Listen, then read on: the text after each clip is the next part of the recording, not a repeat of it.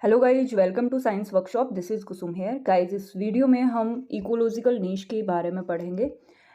Ecology and environmental biology का वापस से हमने 2023 का एक नया कोर्स स्टार्ट किया है। उसमें हम कुछ रैंडम टॉपिक पढ़ रहे हैं। जैसे कि फर्स्ट वीडियो में हमने पढ़ा था भाई कि जो बेसिक होता है इकोलॉजी और एनवायरमेंटल बायोलॉजी का, और उसके साथ ही साथ लेवल्स ऑफ ऑर्गेनाइजेशन के बारे में पढ़ा था। ठीक है, तो इस वीडियो में हम इकोलॉजिकल नीश के बारे में पढ़ेंगे। ऑल्दो ये एक तरह से स्टार्टिंग जो कर रहे हैं इकोलॉजी की, तो कनेक्टेड टॉपिक ही मैं अभी तक लेके आ रही हूँ। ठीक है, तो इकोलॉजिकल नीश के बारे में इस वीडियो में पढ़ने के बाद में नेक्स्ट वीडियो में हम ओवरलैपिंग ऑफ नीश के बारे में पढ़ेंगे। ठीक है, और इसी तरह से आगे एक दो और वीडियोज़ इन्हीं से कनेक्टेड आएंगे। ठीक है, तो ये स्टार्ट करते हैं। क्या होता है भाई इकोलॉजिकल नीश? आप यहाँ देख सकते हैं दो वर्ड हैं, हैबिटेट एंड नीश। हैबिटेट और नीश। हैबिटेट क्या होता है? हैबिटेट एक ऐसा प्लेस होता है जहाँ पे कोई भी ऑर्गेनिज्म या फिर स्पीसीज जो है वो वहाँ पे रहती है। ठीक है, उसको हम क्या बोलते हैं? उस स्पीसीज का या उस ऑर्गेनिज्म का हैबिटेट बोलते हैं। ओके, तो it is an environment where organism live and it include all the parameter. ठीक है, जहाँ पे एक ऑर्गेनिज्म रहता है उसको उसका हैबिटेट बोलते हैं। आप अपने घर में रहते हो तो आपका हैबिटेट हो गया आपका घर। ठीक है, सो इसके अंदर सारे के सारे पैरामीटर इंक्लूड हो जाते हैं, जैसे कि बायोटिक फैक्टर हो गए, एबायोटिक फैक्टर हो गए, सारे के सारे फैक्टर हैबिटेट में इंक्लूड होते हैं। So it is a area where living things can grow and survive. So ये एक एरिया होता है जहाँ पे जो लिविंग थिंग्स हैं वो ग्रो करती है और सर्वाइव करती है। एग्जाम्पल के लिए अगर हम देखें तो फॉरेस्ट हो गया। फॉरेस्ट क्या है? हैबिटेट है। ठीक है, कई ऑर्गेनिजम्स के लिए फॉरेस्ट क्या होगा? हैबिटेट होगा।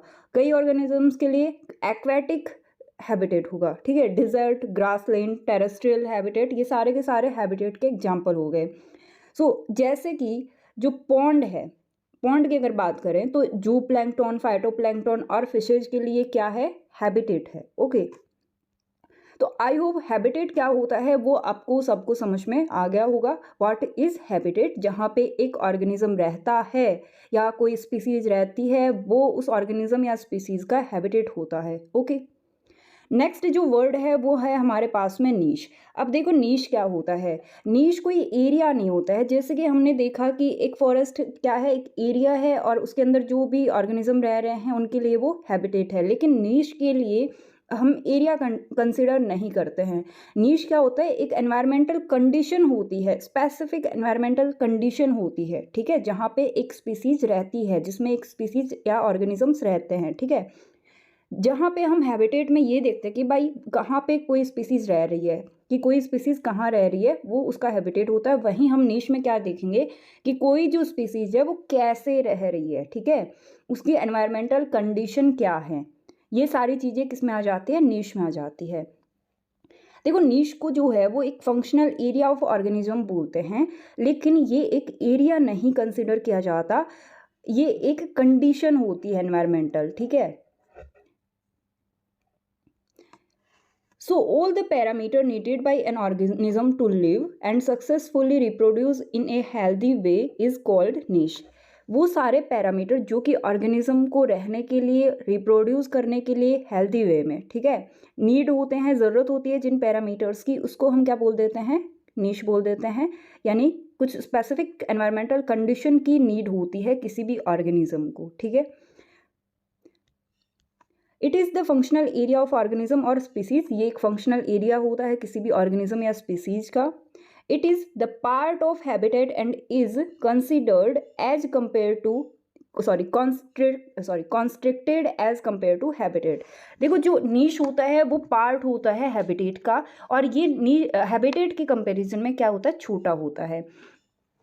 एक एग्जाम्पल के तौर पे अगर देखें हम तो क्या होगा कि मान लो ये आपका घर है और यहाँ पे आपका एक रूम है, तो आप घर को आपका हैबिटेट कंसिडर कर सकते हैं और आपके जो रूम को आपका नीश कंसिडर कर सकते हैं। ठीक है, तो ये एक तरह से छोटा होता है हैबिटेट के कंपैरिजन में। आपको लिविंग कंडीशन अपने रूम में अगर सारी फुलफिल हो रही है तो वो आपका एक फंक्शनल एरिया हो जाएगा या आपका नीश हो जाएगा। ठीक है,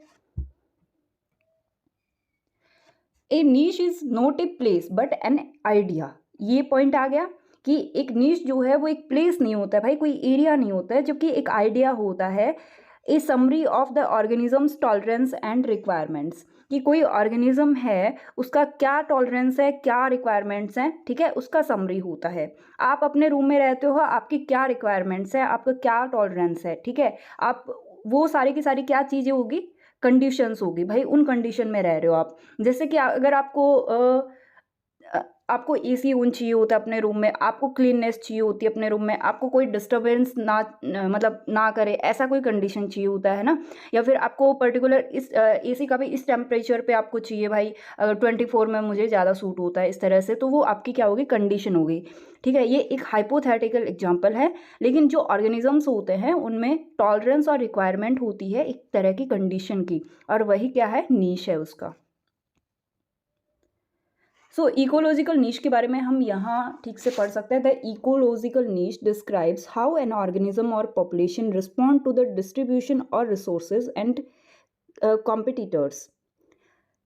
जो इकोलॉजिकल नीश है वो डिस्क्राइब करता है कि भाई कोई भी ऑर्गेनिज्म या पॉपुलेशन है, वो जितने भी रिसोर्सेज हैं जिनका डिस्ट्रीब्यूशन हो रखा है और जो भी कॉम्पिटिटर है उसके लिए कैसे रिस्पॉन्ड करते हैं। जैसे कि एग्जांपल के तौर पे देखें हम, bye growing when resources are abundant and when predator, parasite and pathogens are scarce। अब जैसे कि रिसोर्सेज हैं वो बहुत ज़्यादा मात्रा में है, और वहाँ पे जो प्रेडेटर, पैरासाइट और पैथोजेंस है वो स्कार्स है, यानी कि उनकी कमी है। तो वहाँ पे ऑर्गेनिज्म कैसे रिस्पॉन्ड करेगा, उसकी ग्रोथ प्रॉपर बढ़ जाएगी, क्योंकि रिसोर्स वहाँ पे बहुत ज़्यादा है और उनको प्रेडेट करने वाला या पैरासाइट, पैथोजन कुछ भी नहीं है जो कि उनकी डेथ का कारण बने। ओके, नीश के बारे में थोड़ा हम डिटेल में पढ़ते हैं। देखो, एक जो मॉडर्न कॉन्सेप्ट है वो प्रपोज किया गया था एक साइंटिस्ट के द्वारा जिनका नाम है हचिंसन, जिन्होंने 1957 में इसको प्रपोज किया था। उन्होंने क्या बोला था,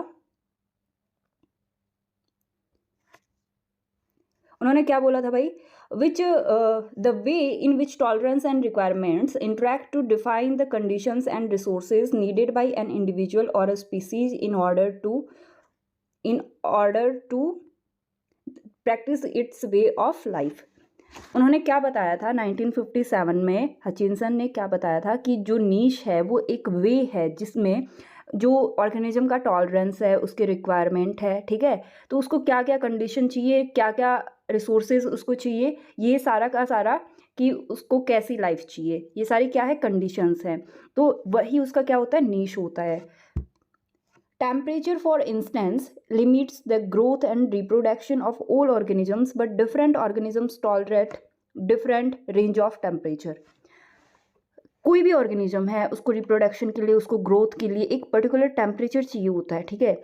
ये एक पर्टिकुलर टेम्परेचर का जो रेंज है अलग अलग ऑर्गेनिजम्स के लिए अलग अलग हो सकता है, ठीक है। मान लो एक ऑर्गेनिज्म के लिए सूटेबल जो टेम्परेचर है वो 35 डिग्री सेल्सियस होता होगा, वो 35 डिग्री सेल्सियस टेम्परेचर को टॉलरेट कर सकता है और सक्सेसफुली रिप्रोड्यूस कर सकता है, सक्सेसफुली सर्वाइव कर सकता है।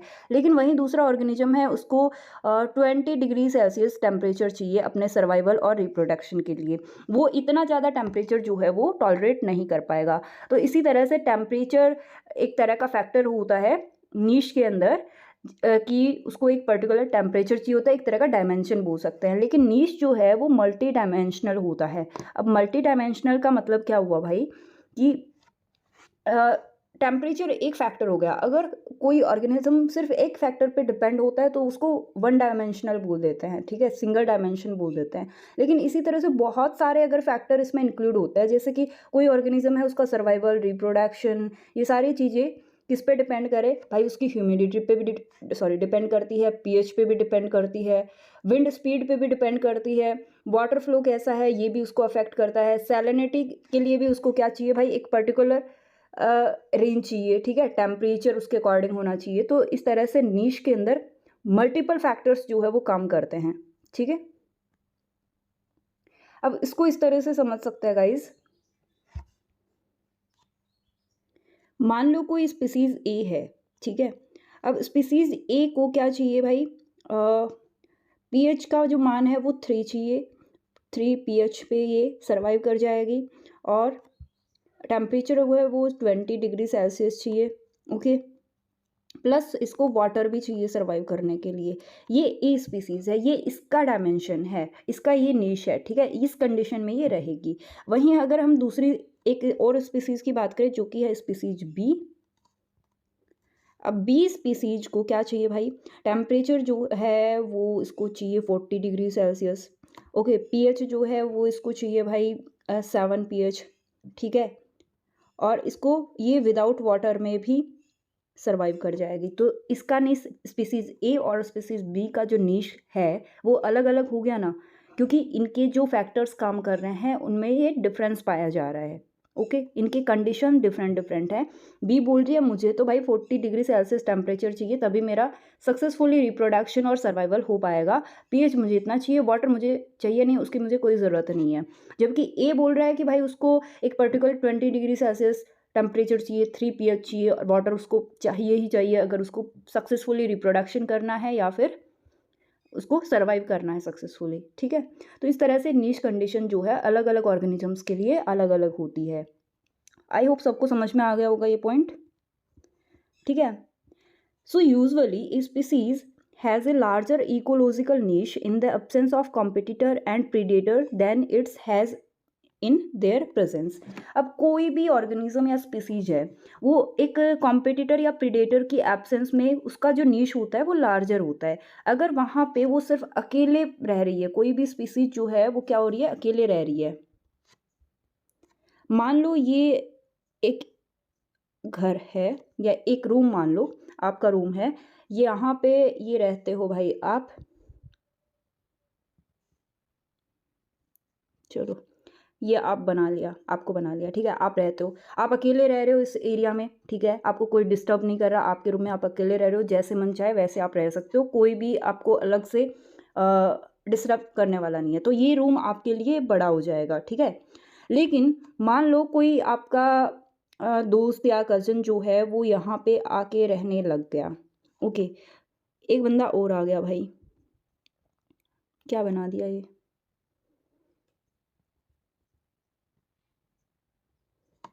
दूसरा कलर लेते हैं, अच्छा नहीं लग रहा,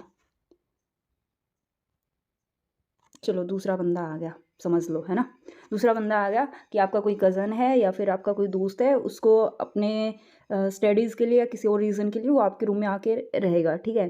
तो अब ये रूम जो है वो आपके लिए छोटा पड़ जाएगा क्योंकि इसको शेयर ये भी तो करेगा ना, वो अकेले आप जैसे चाहो वैसे नहीं रह सकते अब, ठीक है, रूम आपका है लेकिन अब ये भी रह रहा है तो इसके थोड़े से कंडीशन भी आप पे अप्लाई हो जाएंगे भाई, आपके लिए ये जो रूम है अब छोटा पड़ जाएगा।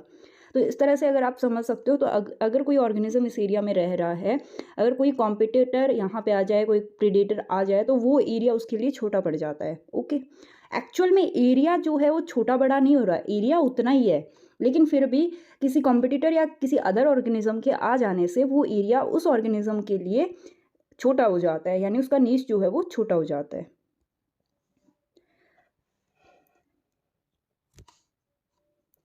So fundamental niche where an organism could live and realized niche where it actually lived। हम नीश के दो टाइप्स पढ़ेंगे गाइज, एक होगा फंडामेंटल नीश और दूसरा होगा रियलाइज नीश, जहाँ पे एक ऑर्गेनिज्म रह सकता है, मतलब आप अपने रूम में रह सकते हो अकेले, उस टाइम पे वो आपके लिए एक फंडामेंटल नीश रहेगा। लेकिन जब आपके पास में कोई और फ्रेंड या फिर दोस्त आके रहने लग जाए, सॉरी फ्रेंड और दोस्त एक ही चीज़ हो जाती है, आपके साथ में कोई कज़न या फिर दोस्त आके रहने लग जाए, मतलब आप उसको शेयर कर रहे हो, तो वो उस टाइम हो जाएगा रियलाइज्ड नीश, जहाँ एक्चुअली ये पाया जाता है। ऑर्गेनिजम्स के जो रेफर में जो है हम इसको आगे और डिटेल में पढ़ेंगे। An organism will suffer if its food is another species that cannot tolerate an environmental condition। ये वाली लाइन समझें तो कैसे समझेंगे भाई, अब यहाँ देखो, कोई भी ए स्पीसीज है, इसका फूड है स्मॉल ए स्पीसीज, ठीक है, तो ये अगर इसको ऐसा एनवायरमेंटल कंडीशन मिल रहा है जो कि इसके फेवर में नहीं है, तो ये क्या होगा, सरवाइव नहीं कर पाएगा भाई, इसकी हो जाएगी डेथ। ओके, अब ये ए कैपिटल ए का क्या था, फूड था।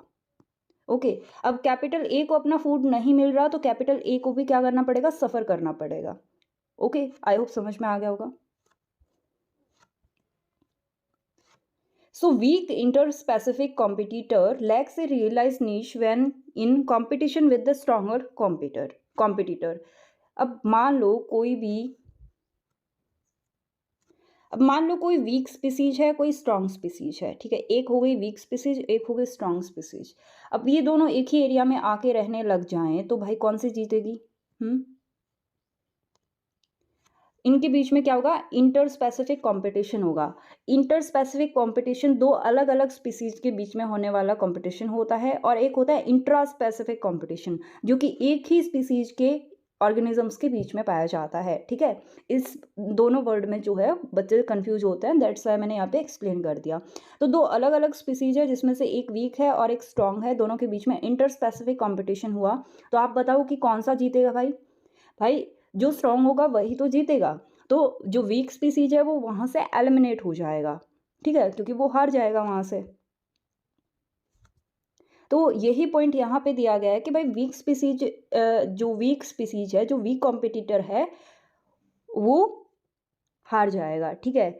लैक्स रियलाइज निश when in competition with the stronger competitor.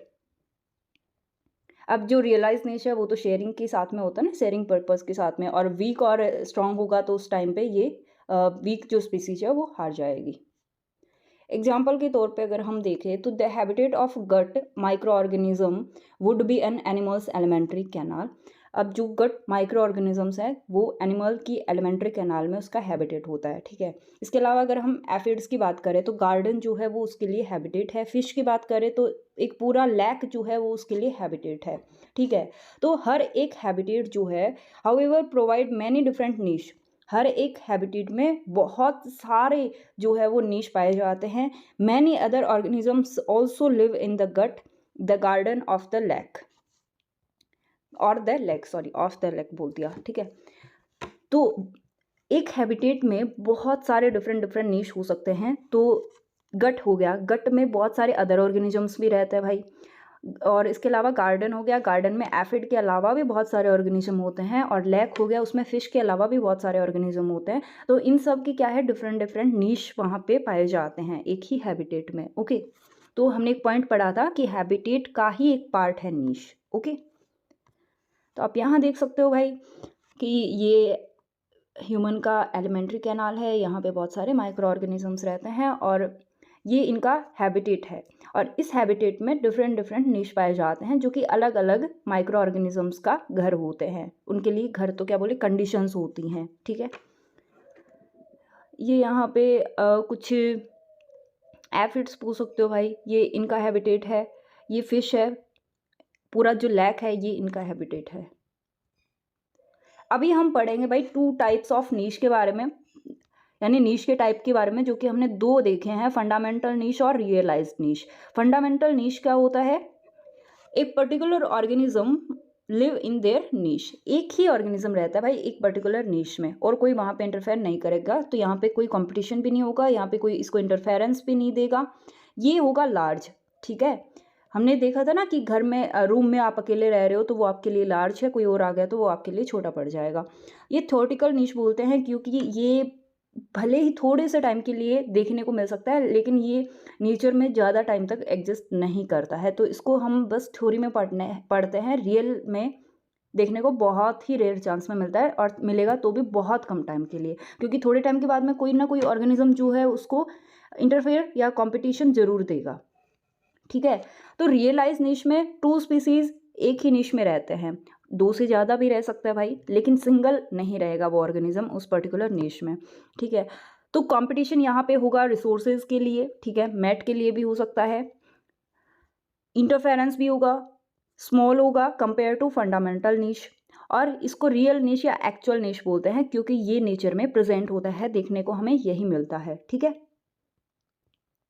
So guys यहाँ पे इसी को थोड़ा एक्सप्लेन करके बताया गया है कि जो हमने पॉइंट्स में देखा, ताकि आपको ठीक से समझ में आ जाए इजीली। तो फंडामेंटल निश जो है, a particular organisms living in their निश, एक पर्टिकुलर ऑर्गेनिज्म जो है वो उस एरिया में अपने निश में रहता है, without disturbing competing with other species. उसको कोई अदर स्पीसीज डिस्टर्ब नहीं करती, उससे कॉम्पीट नहीं करती। So there is no interference of other species, तो वहाँ पे किसी और स्पीसीज का कोई इंटरफेरेंस होता ही नहीं है। It is larger than the realize niche, realize niche के कंपेरिजन में ये क्या होता है, लार्ज होता है, but it is a theoretical niche, ये थ्योरेटिकल नीश होता है। क्यों होता है वो हम समझ चुके हैं।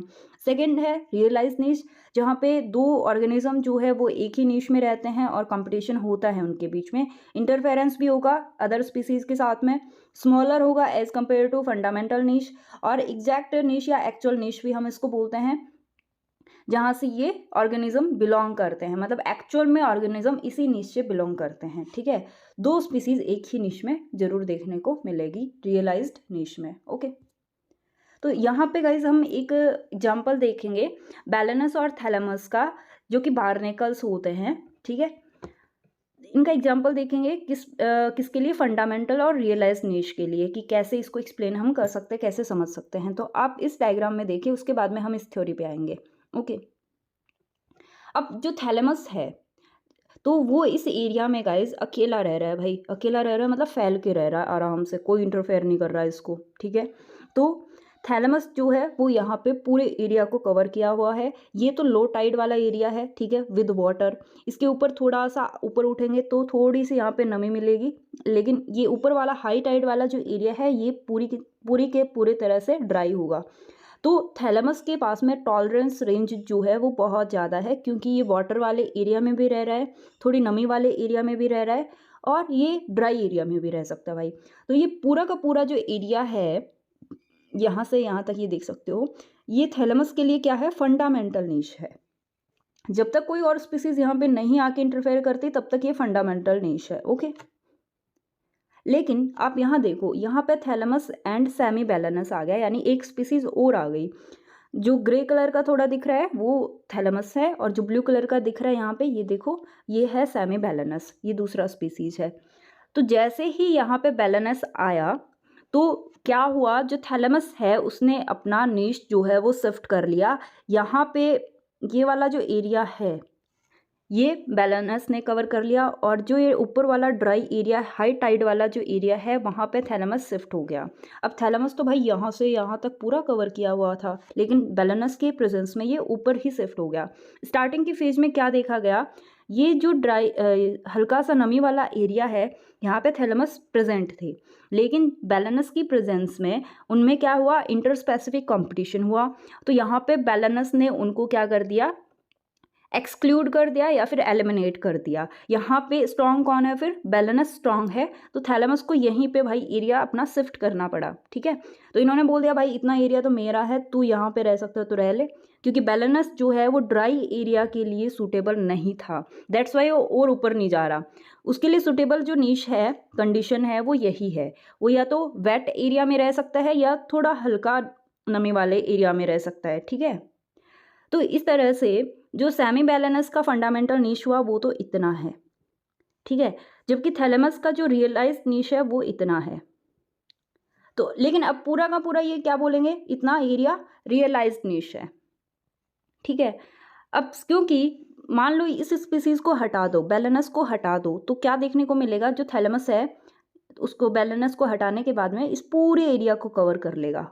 आई होप ये जो कहानी है वो आपको समझ में आ गई होगी। ठीक है,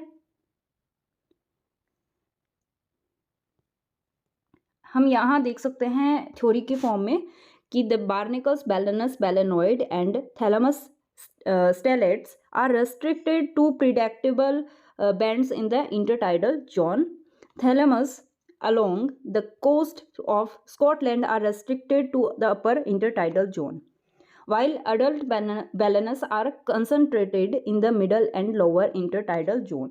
अब क्या पढ़ा हमने, जो थैलेमस है वो भाई अपर जो इंटरटाइडल जोन है वहाँ पे रेस्ट्रिक्टेड हो जाता है, वो नीचे नहीं आ सकता, जबकि जो बैलेनस है वो मिडल और लोअर जो इंटरटाइडल जोन है वहाँ पे प्रेजेंट होता है।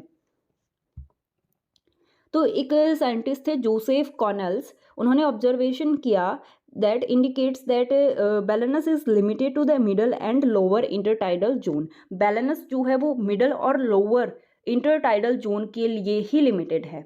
ठीक है, क्योंकि because it can not withstand the longer exposure to air in the upper intertidal zone, क्योंकि जो एयर का जो एक्सपोजर है अपर इंटरटाइडल जोन में और वहाँ पे जो ड्राई कंडीशन है वो इसको सूट नहीं करेगी, वो इसका ज़्यादा एक्सपोजर ज़्यादा लंबे टाइम तक सह नहीं पाएगा, टॉलरेट नहीं कर पाएगा, ठीक है। Connell noted that larval thalamus readily settle in the intertidal zone below where the species persist as adult, but that these colonies die out within a relatively short period. Starting में तो हमने क्या देखा था भाई, थैलेमस जो वो नीचे की साइड में इंटरटाइडल जोन में प्रेजेंट था लार्वल फॉर्म में, लेकिन अडल्ट फॉर्म में आते आते वहाँ पे वो डाई आउट हो गए, क्योंकि वहाँ पे उनका कंपटीशन हो गया बेलेनस के साथ में, जिसको उन्होंने वहाँ से एलिमिनेट कर दिया। वहाँ पे मतलब वो सर्वाइव नहीं कर पाए, उनके बीच में कंपटीशन हुआ। तो in the course of field experiment, Connell discovered that interspecific competition with balanus plays a key role in determining the lower limit of thalamus within the intertidal zone. Lower जो intertidal zone है वहाँ पे क्या हुआ, thalamus का competition हुआ बेलेनस के साथ में, ठीक है। ये भाई एक की रोल था कि उसने अपने को ऊपर शिफ्ट कर लिया। Barnacles are sessile, small and grow in high densities.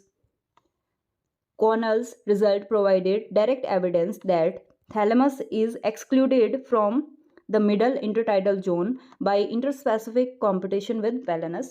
तो इन्होंने एक एविडेंस प्रोवाइड किया कि बैलेनस के साथ में जो इंटरस्पेसिफिक कंपटीशन हुआ किसका, थैलेमस का, उसकी वजह से जो थैलेमस है वहाँ से क्या हो गए, एक्सक्लूड हो गए, और उन्होंने अपने आप को कहाँ शिफ्ट कर लिया, अपर इंटरटाइडल जोन में शिफ्ट कर लिया। उम्मीद करती हूँ आपको टॉपिक जो वो समझ में आ गया होगा। ये हमने किस लिए पढ़ा भाई, फंडामेंटल नीश और रियलाइज नीश को समझने के लिए। तो ये वही पॉइंट है गाइस, ठीक है, पढ़ लेना एक बार। एक एग्जाम्पल अगर और देखें हम, तो यहाँ पे अगर कोई मान लो यहाँ पे सिर्फ एक ही बर्ड रह रही हो जो कि येलो वाली है, तो ये पूरा का पूरा जो ट्री है वो उसके लिए क्या हो जाएगा, फंडामेंटल नीश हो जाएगा, होल ट्री। लेकिन यहाँ पे ये अकेली नहीं रह रही है भाई, और भी दो टाइप के बर्ड की स्पीसीज यहाँ पे आ गई। येलो बर्ड तो थी यहाँ पे, रेड बर्ड भी आ गई और ब्लू बर्ड भी आ गई, ठीक है। तो अब क्या हो गया, इनका जो ये पूरा का पूरा रियलाइज नीश में कन्वर्ट हो गया कि ये वाला जो एरिया है ये ब्लू बर्ड के लिए क्या है, रियलाइज नीश है। ये रेड वाला एरिया है, ये रेड बर्ड के लिए रियलाइज नीश है, और ये येलो वाला एरिया है, यहाँ पे येलो वाली बर्ड जो है वो फीड करेगी, ठीक है, फीड करेगी और रहेगी, दोनों ही काम करेगी, ठीक है। तो ये वाला एग्जाम्पल भी आप देख सकते हो, और लास्ट हमने बैलेनस और थैलेमस का एग्जाम्पल भी हमने देखा। उम्मीद करती हूँ आपको पूरा टॉपिक जो समझ में आ गया होगा। नेक्स्ट वीडियो में जो है वो हम पढ़ने वाले हैं ओवरलैपिंग ऑफ नीश के बारे में। मे भी वही टॉपिक पढ़ेंगे, देखते हैं। बाकी मैक्सिमम चांस है नेक्स्ट वीडियो में हम ओवरलैपिंग ऑफ नीश के बारे में पढ़ेंगे।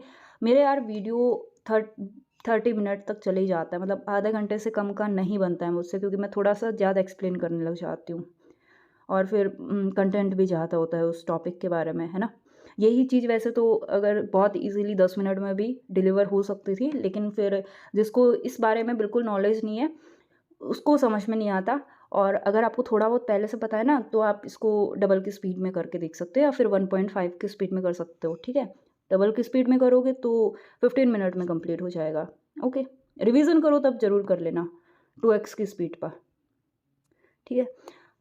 So thank you so much guys for watching this video. अगर वीडियो अच्छा लगा हो तो लाइक, शेयर और सब्सक्राइब जरूर कर देना। मिलते हैं नेक्स्ट वीडियो में। Thank you so much.